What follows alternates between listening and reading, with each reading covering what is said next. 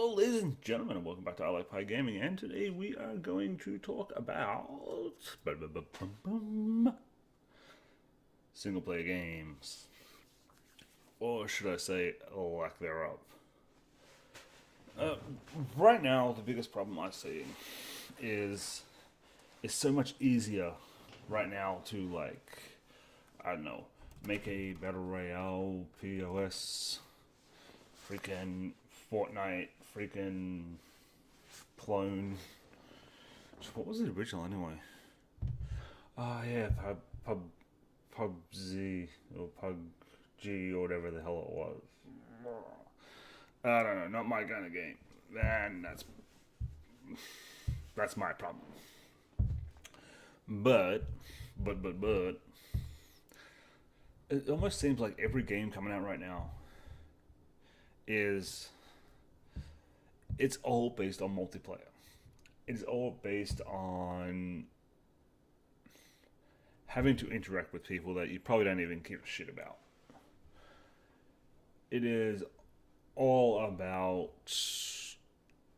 basically arena death matches right now. And even if they do put out a single player game, it's a single player game that's basically designed for co op. It's not designed for someone to just get in there and have fun.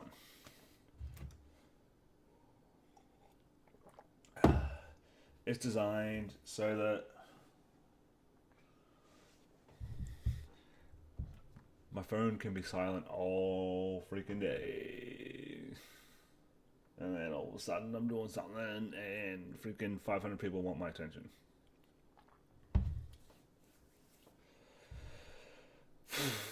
But anyway, gaming started as a solo thing. It was basically you go down and you buy yourself a game. It would come on a little disc or a little DVD or a little not DVD or a little CD-ROM if you were fancy. You put it in, you'd play around. Every now and then there'd be like a little multiplayer or a little bit of co-op. But for the most part, it was single player.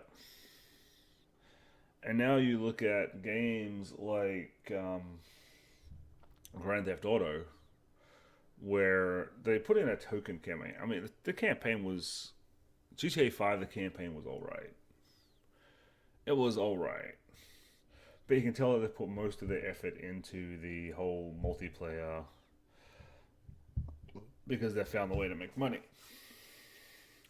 Which leaves people like me who actually enjoy single player games because I feel that you can learn more about the lore of the game, you can have more fun of the game, you don't have to wait on other people or their latency or their skill level to actually be able to play a game. So I still play some multiplayer games. I mean, I play World of Warcraft, I play World of Tanks, World of Ships. Is that it? NEK Online, Lord of the Rings Online. And I got a couple of my games that, I don't know, could be multiplayer if I wanted to. But even then, it's like, if I'm going to sit down and relax, last thing I want is some 12-year-old who has no skill but is just going to get on a mic and say what he's going to do to my mother and just act like an absolute idiot because he thinks he's cool. I mean, kids these days, you tell them they're idiots and they freaking cry. I had one on freaking World of Warcraft, and he was going on in a group, and I told him he was an idiot and he needs to grow up. And he proceeded to tell me how mean and horrible I was. And it's like, yeah, yes I am. Yes I am.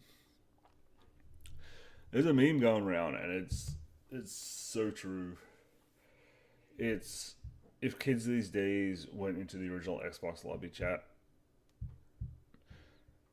they would need psychologists.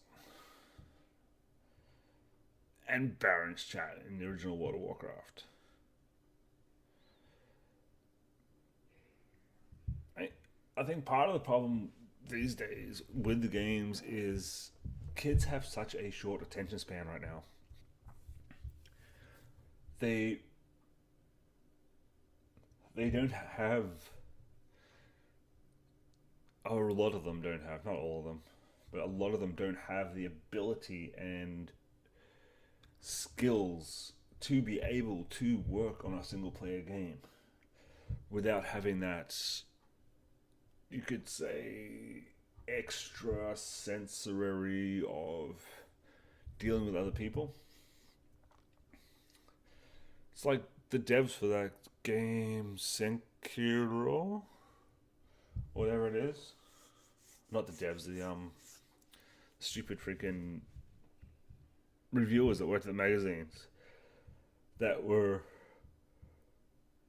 You look at their profiles, and their profiles are all like gender this, gender that, gender rights, gender this, gender rights, and then they're like, the game's too hard. I can't play it because the game's too hard. I'm sure it's a good game, but I can't get through the first level because it's too hard for me. It needs an easier setting. That's kids these days. Kids these days, if they don't get it on like the first, second try, they'll give up. I mean, they want to challenge play the original XCOM, UFO Defense, like the original one, the one just before Terror of the Deep. I mean, Terror of the Deep was so much better, but the original one, and play that on Superhuman, and see how long you last. Back when I was growing up and I was a kid, that was basically how we ranked ourselves on who could last the longest or who could complete Superhuman freaking XCOM first or fastest. That was a damn good game. I think I got it. Maybe I should record that.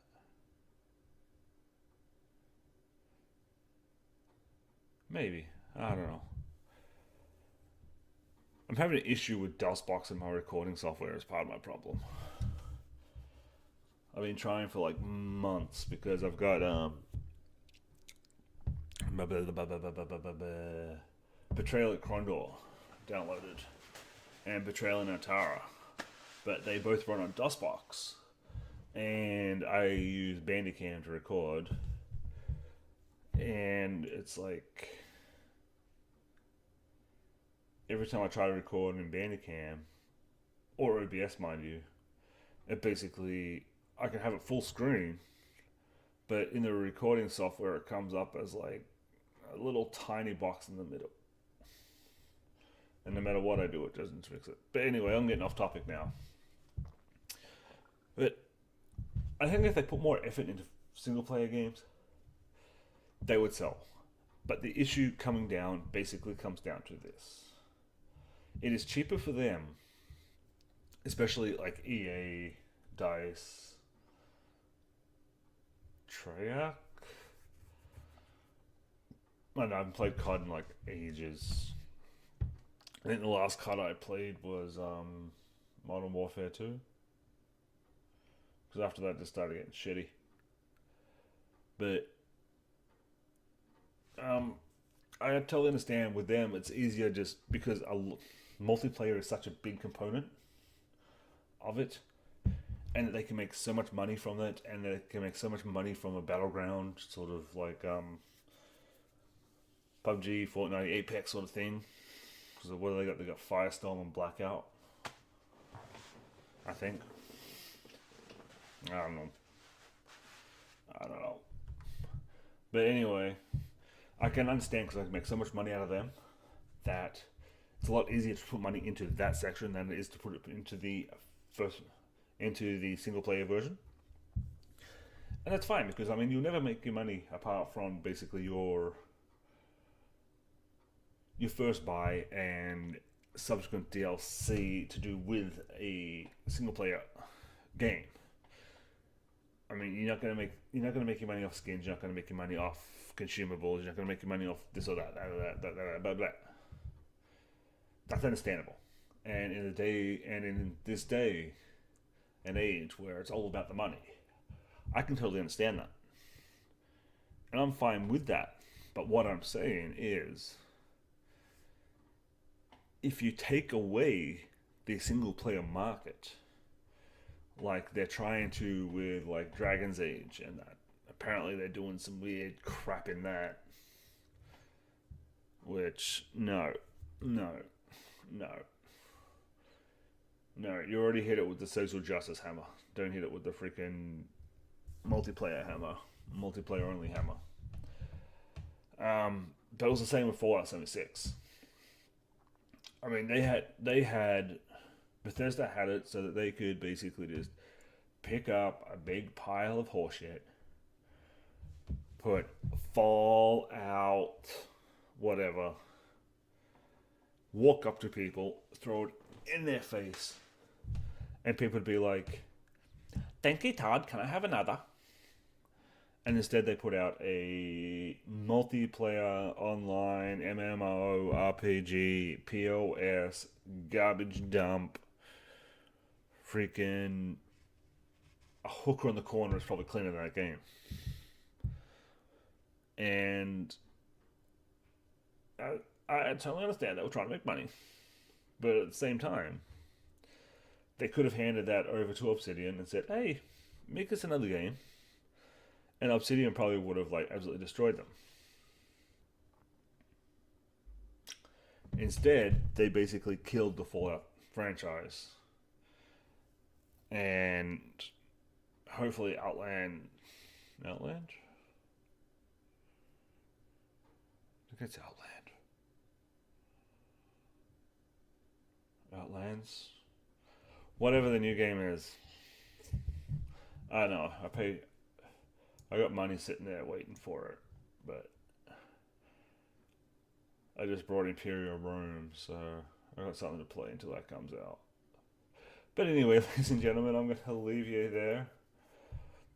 Don't let first player games die. Hashtag first player lives matter. And if you like what you see, make sure you hit the like button, hit that subscribe button, come back, ladies and gentlemen. I'm going to do probably a fair few rambling videos like this because I enjoy talking and I enjoy talking to myself. And like my games are like myself. I like to play alone. But as I said, if you like what you see, make sure you hit the like button, hit the subscribe button, stay around, ladies and gentlemen. It's been Life Pie Gaming.